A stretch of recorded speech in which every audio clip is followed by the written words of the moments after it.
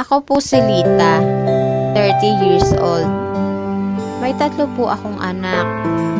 Maaga po akong nakapag-asawa. 16 na taon pa lang po ako noon nang naging asawa ko si Ernie. 22 years old ako noon nang nagkahiwalay kami ng asawa ko. Lagi niya kasi akong binubugbog. Nalulung pa siya sa pinagbabawal na gamot. Di nagtagal, nalaman ko na napatay siya dahil sa droga. Kaya maaga rin ako nag-asawa dahil sa hirap ng buhay namin. Nakatira po kami sa Pasig. Ang panganay ko ay 7 taon, ang sumunod ay 5 taon, at ang bunso ko ay 3 taon pa lang. Ang bahay na tinitirhan namin ay nakatayo sa gilid ng estero. Lahat na yata ng trabaho ay pinasukan ko na mapakain lang ang 3 kong anak. Sa umaga, bago ako maglabada, pakakainin ko muna ang mga anak ko ng almusal. Kanin at kape ang lagi nilang almusal. Sinasabawan ko ng kape ang kanin nila. Hindi mapili sa pagkain ng mga anak ko. Pag wala kaming ulam, ay asin ang inuulam nila. Masakit sa akin na nakikita ko ang mga anak ko na walang makain. Sa isang linggo ay 2 beses akong maglabada. 300 lang noon ang bayad sa akin. Kaya hindi ito sapat sa araw-araw na gastusin sa bahay. Nagbabayad pa ako ng tubig, ilaw at renta sa bahay namin. Halos hindi ako makatulog sa gabi. Iniisip ko araw-araw kung saan ko kukunin ang araw-araw naming pagkain. Ume-extra rin ako sa pagbabalat ng bawang. Sa hapon ay sinasama ko ang mga anak ko para kumuha ng mga kalakal. Isang araw, pag uwi ko sa bahay namin, galing ako sa pagbabalat ng bawang.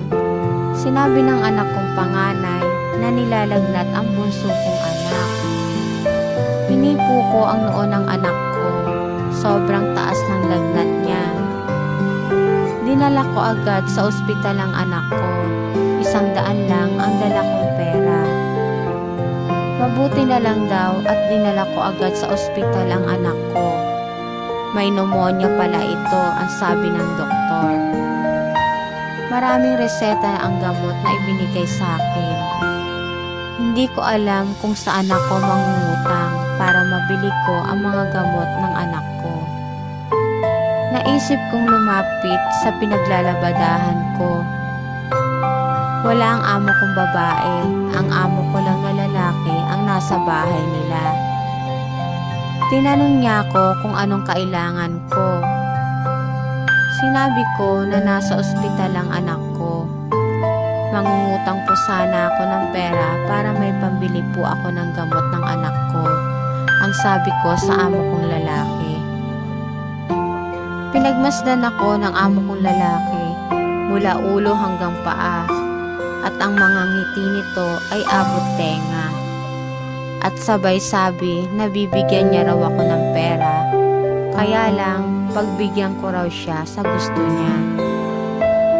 Unti-unti siyang lumalapit sa akin at aktong hahalikan na niya ako nang bigla ko siyang sinampal. Nagalit ito at pinaalis niya ako. Hindi ko malaman ang gagawin ko. Naisip ko na pumunta sa kapitbahay namin si Bea. Nagtatrabaho ito sa nightclub. Nagbebenta ng aliw sa mga lalaki. Naalala ko na sinabi niya sa akin na pag may problema raw ako ay huwag akong mahiyang lumapit sa kanya. Pagpunta ko kila Bea ay may nadatnan pa akong lalaki. Naghahalikan silang dalawa. Pagkakita sa akin ni Bea ay agad niya akong nilapitan at pinapasok niya ako sa loob ng bahay niya. Tinanong niya ako kung anong kailangan ko sa kanya. Sinabi ko sa kanya na kailangan ko ng pera. Nasa ospital kasi ang bunso kong anak. Pinahiram niya ako ng pera. Pag kulang pa raw yun, ay wag akong mahiyang lumapit uli sa kanya. Ilang araw ding nakumpay ng anak ko sa ospital. Umutang uli ako ng pera kay Bea para pambayad sa ospital para makalabas ang anak ko. Mga ilang araw lang ang lumipas, nakita ko si Bea na paparating. Sinalubong ko siya, nakasimangot ito sa akin. Sinabi niya na kailangan ko na raw siyang bayaran. Kailangan na raw niya ang perang pinautang niya sa akin. Nagulat ako sa sinabi niya. Nakiusap ako sa kanya na wala pa akong pambayad. Sinabi ko kay Bea na ako na lang ang maglalaba at mamamalandyam ng mga damit niya para makabayad ako sa mga inutang ko sa kanya. Sinabi niya na hindi pwede. Kailangan ko raw sumama sa kanya sa nightclub para makabayad ako sa kanya sa mga inutang ko. Naisip ko na kaya pala niya ako pinautang ng pera para pagtrabahuin ako sa nightclub. Naalala ko pa nang nalaman ni Bea na namatay ang asawa ko, ay agad niya akong pinuntahan sa bahay namin para alokin na magtrabaho sa nightclub. Sinabi pa nito na pag pumasok raw ako sa nightclub ay marami raw akong magiging customer kasi maganda raw ako at sexy. Sinabi pa ni Bea, pag hindi ko raw siya binayaran ay papupulis niya raw ako. Natakot ako. Naisip ko, pag nakulong ako, walang mag-aalaga sa mga anak ko. Kaya sinabi ko sa kanya na payag na akong magtrabaho sa nightclub. Kinagabihan, pinuntahan niya ako sa bahay namin para isama sa nightclub. Umalis ako na naiwan ang 3 kong anak sa kapitbahay namin.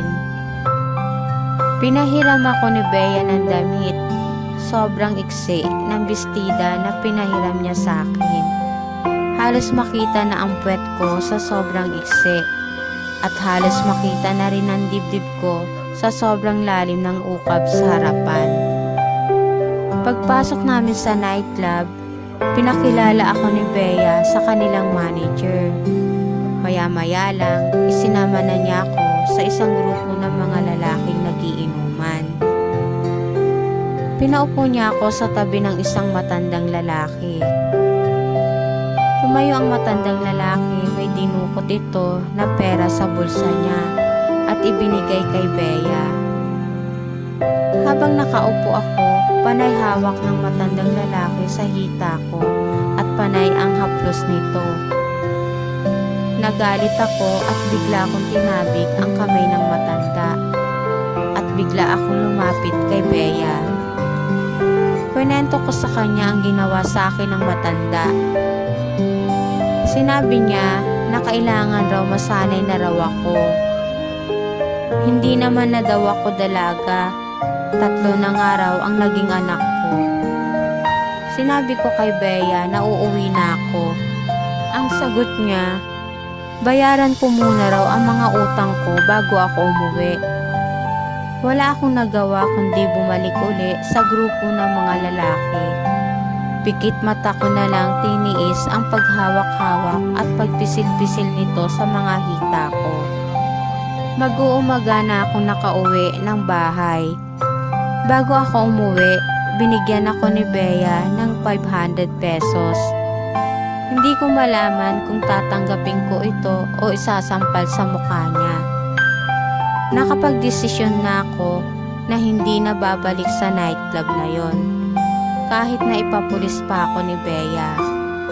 Hindi ko masisikmura na ang ipapakain ko sa mga anak ko ay galing sa masama. Kinagabihan, nagpunta uli si Bea sa bahay namin para isama uli ako sa nightclub. Sinabi ko sa kanya na hindi na ako sasama sa kanya. kahit na tumawag pa siya ng pulis. Pilit niya akong hinihila para sumama sa kanya. Itinulak ko siya. Tumama ang ulo niya sa bintanang bakal. Nagulat ako nang biglang may umagos na dugo sa mukha niya. Nag-hysterical si Bea. Sinabi nito na ipapakulong at ipapahuli niya ako sa mga pulis. Maya-maya lang may dumating na mga pulis. Pinahuli ako ni Bea.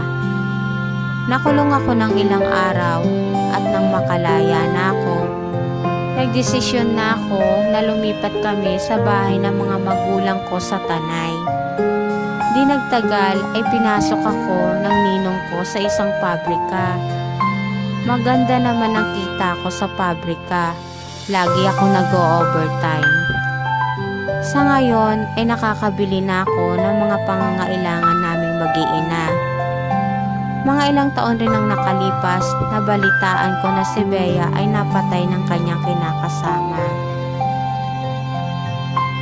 At dito na po nagtatapos ang aking kwento. Salamat po.